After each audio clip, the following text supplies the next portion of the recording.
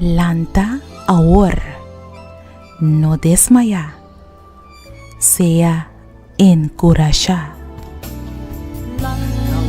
No desmaya, sea encorajar.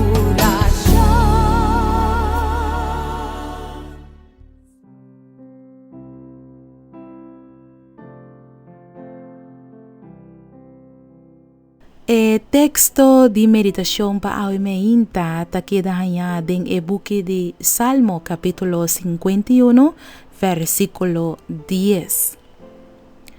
Crea en mí un corazón nuevo, oh Dios. Cristo Jesús es fuente de tu impulso correcto. Jesús es único que por implantar enemistad contra picar den a mí y abo su corazón. Tu deseo para verdad, tu convicción de nos mes pecaminosidad, tan evidencia que el Espíritu Santo de Dios está moviendo riba nos corazón.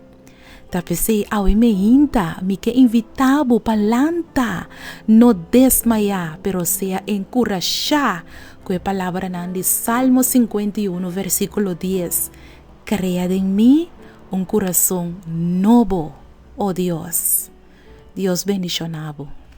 Lanta ahora, no desmayar, sea encorajar. No desmaya, sea encorajar.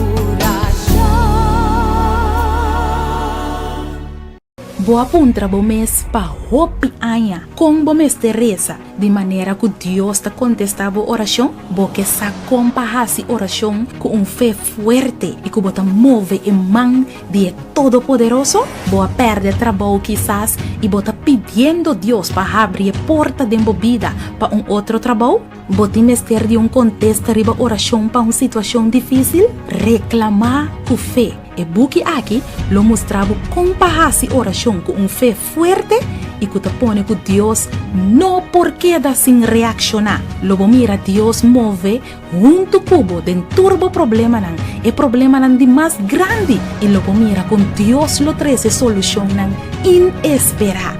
Busca bo buki reclamar com fé. Escrevi para Naira Lin Felicia.